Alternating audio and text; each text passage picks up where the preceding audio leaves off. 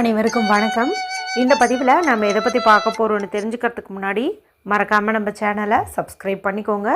பக்கத்தில் இருக்கிற பெல் பட்டனையும் கிளிக் பண்ணிவிட்டு ஆளுங்கிற ஆப்ஷன் கொடுத்துட்டிங்கன்னா நான் போடுற வீடியோக்கள் எல்லாமே மிஸ் ஆகாமல் நோட்டிஃபிகேஷனில் வந்துடும். இந்த பதிவு மிக மிக முக்கியமான பதிவு, அனைவரும் தெரிந்து கொள்ள வேண்டிய ஒரு பதிவு அப்படின்னே சொல்லலாம். எதை பற்றிய பதிவு அப்படின்னு பார்த்திங்கன்னா, நாளைய தினம் ஜனவரி மாதத்தின் 14ஆம் தேதி மார்கழி மாதத்தின் 30ஆம் தேதி நிறைஞ்ச புதன்கிழமைங்கிறது மகாவிஷ்ணு வழிபாட்டிற்கும் புதன் பகவான் வழிபாட்டுக்கும் ஏற்ற ஒரு நாள் அப்படின்னு சொல்லலாம். அது மட்டும் இல்லாமல் இது மார்கழி மாதத்தின் கடைசி நாளாகவும் இருக்குது. ஒவ்வொரு தமிழ் மாதத்தின் முதல் தேதிக்கு கொடுக்கக்கூடிய முக்கியத்துவத்தை அதனுடைய நிறைவு நாளுக்கும் கொடுக்கணும்னு சொல்லுவாங்க. அது மட்டும் இல்லாமல் நாளைக்கு நமக்கு போகி பண்டிகையும் இருக்குது.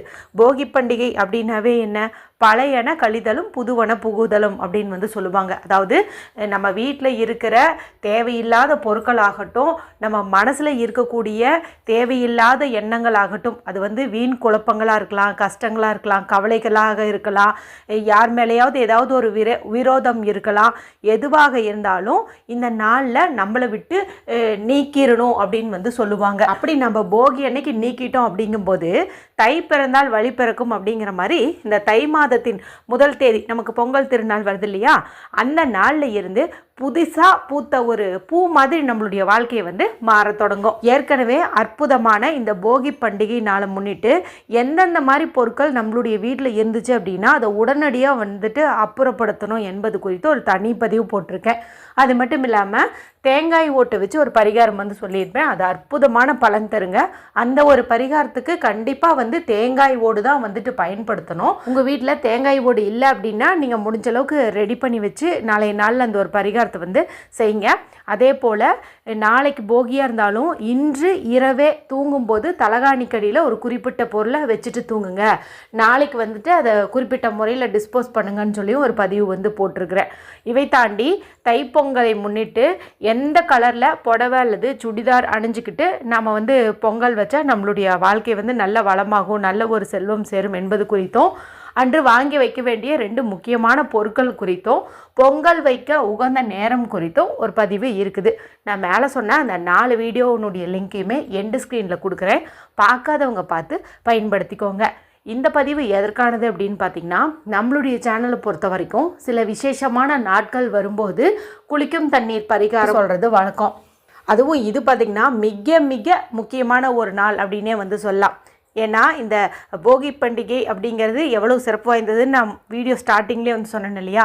அப்போ நம்மளுடைய கஷ்டங்கள் அது எப்பேற்பட்டதாக இருந்தாலும் சரி, இந்த மார்கழி மாதம் முழுக்க நீங்கள் அனுபவிச்சதாக இருந்தாலும் சரி, இல்லை இந்த வருஷம் முழுக்க அனுபவிச்சதாக இருந்தாலும் சரி, எதுவாக இருந்தாலும் இந்த போகியோட அந்த கஷ்டங்களும் போக வேணுங்கிறதுக்காக தான் இந்த குளியல் முறை பரிகாரம் குறித்து உங்களுக்கு நான் சொல்ல இருக்கிறேன்.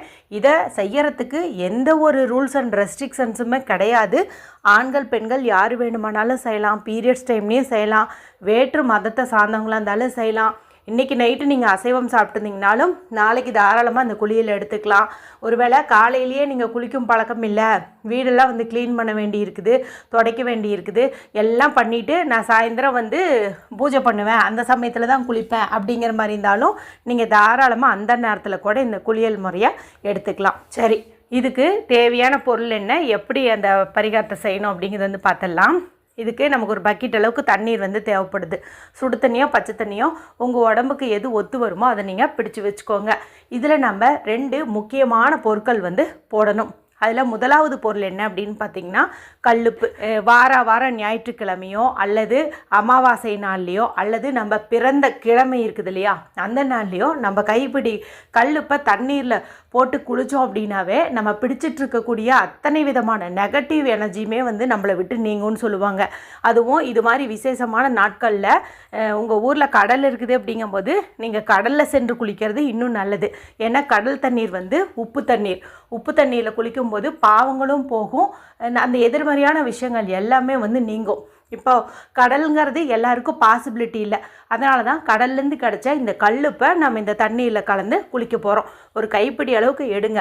வலது கையால் எடுத்து என்னை பிடிச்சிருக்கக்கூடிய அத்தனை விதமான கஷ்டங்களும் கவலைகளும் இன்றோடு தொலையட்டும்னு சொல்லி வேண்டிக்கிட்டு அந்த கல்லுப்பை குளிக்கும் தண்ணீரில் வந்துட்டு நீங்கள் கரைச்சிடுங்க.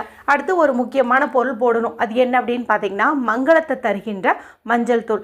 இந்த மஞ்சள் தூள்ங்கிறது குரு பகவானின் அம்சம் பொருந்தியது, அதே போல் மகாலட்சுமி தாயாரின் அம்சம் பொருந்தியது. கல்லுப்போடு சேர்த்து இந்த மஞ்சளையும் கலந்து நம்ம குளிக்கும் தண்ணீர் பரிகாரத்தை செய்யும் போது முழுமையான பலன் நமக்கு கிடைக்கும் அப்படிங்கிறது ஒரு ஐதீகமாகவே சொல்லப்படுது. சரிங்களா? அதனால் இதை வந்துட்டு நீங்கள் கலந்துக்கோங்க. சரி, இப்போ மஞ்சத்தூளையும் கல்லுப்பையும் நம்ம தண்ணீரில் வந்து கலந்தாச்சு. அதன் பிறகு ஒரு முக்கியமான விஷயம் வந்து பண்ணணும். அது என்ன அப்படின்னு பார்த்தீங்கன்னா, நான் சொல்லக்கூடிய இந்த நம்பரை தண்ணீரினுடைய மேற்பரப்பில் உங்கள் விரலை பயன்படுத்தி எழுதிக்கோங்க. இது எதற்கான நம்பர் அப்படின்னு பார்த்தீங்கன்னா, நம்மளுடைய நெகட்டிவ் எனர்ஜி, கஷ்டங்கள், இது எல்லாத்தையுமே நீக்கக்கூடிய அற்புதமான எண்கள் தான். இதை வந்து நம்ம தண்ணீரில் எழுதி குளிக்கும்போது இந்த தண்ணீர் இன்னும் மிகவும் சக்தி வாய்ந்ததாக மாறிடும். இதன் மூலமாக நமக்கு ஃபாஸ்டான ரிசல்ட் வந்து கிடைக்கும். சரிங்களா? அது என்ன நம்பர்னு உங்களுக்கு ஸ்க்ரீனில் தெரியும், நானும் சொல்லி காட்டுறேன். 69900 69900. இதை வந்துட்டு நீங்கள் தண்ணீரில் எழுதிக்கோங்க. இப்போ இந்த தண்ணீரை பயன்படுத்தி நீங்கள் தலைக்கும் குளிக்கலாம், உடம்புக்கும் குளிக்கலாம். தலைக்கு குளிக்க முடியாத சூழ்நிலையில் இருக்கிறவங்க ஒரு 2-3 சொட்டாவது தலையில் தெளிச்சுட்டு அதன் பிறகு இதை உடம்புக்கு வந்துட்டு குளிச்சுக்கோங்க.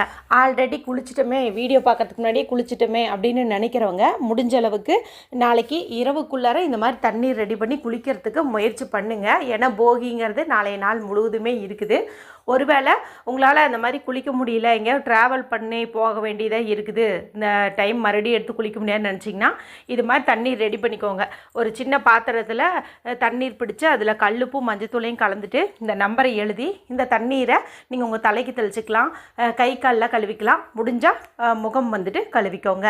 இதை உங்கள் வீட்டில் இருக்கக்கூடிய குழந்தைங்களில் இருந்து பெரியவங்க வரைக்கும் எல்லாருமே தாராளமாக வந்துட்டு பயன்படுத்தலாம். கட்டாயம்னு கிடையாது, ஆனால் பயன்படுத்தினா நல்லது.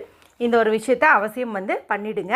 அதன் பிறகு நாளைய நாளில் நம்ம செய்யக்கூடிய தான தர்மத்துக்கு நமக்கு அதிகப்படியான பலன் கிடைக்கும். அப்படிங்கிறதுனால நீங்கள் உங்களால் முடிஞ்ச ஏதாவது ஒரு பொருளை பசுமாட்டிற்கோ அல்லது பறவைகளுக்கோ எறும்புகளுக்கோ தானமாக வந்து கொடுங்க. இப்போ நாளைய நாள் புதன்கிழமை நாள் இருக்கிறதுனால பசுமாடு பார்த்தீங்கும்போது பசுமாட்டுக்கு நீங்கள் பச்சைப்பயிறு, அது கூட வெல்லம், வாழைப்பழம் இது கலந்து நீங்கள் கொடுக்கலாம். அல்லது புறாக்கள், காகமெல்லாம் இருக்குது வீட்டுக்கு பக்கத்துலங்கும்போது பச்சைப்பயிறு வந்துட்டு நீங்கள் தானமாக கொடுக்கலாம். அல்லது எறும்புகளுக்கு வந்துட்டு நீங்கள் இந்த பச்சைப்பயிரை 1-2 மிக்சர் ஜாரில் கொரகொரப்பாக அரைச்சி அது கூட கொஞ்சம் வெல்லம் சேர்த்தோ சர்க்கரை சேர்த்தோ வீட்டுக்கு முன்னாடி அப்படியே வந்துட்டு நீங்கள் தூவி விடலாம். இந்த மாதிரி வந்துட்டு நீங்கள் பண்ணலாம். ஏன்னா இது மாதிரி நல்ல நாட்களில் நம்ம தானம் பண்ணும்போது நம்மளுடைய கஷ்டங்கள் விரைவில் தீரக்கூடிய பாக்கியமும் நமக்கு வந்து கிடைக்கும்.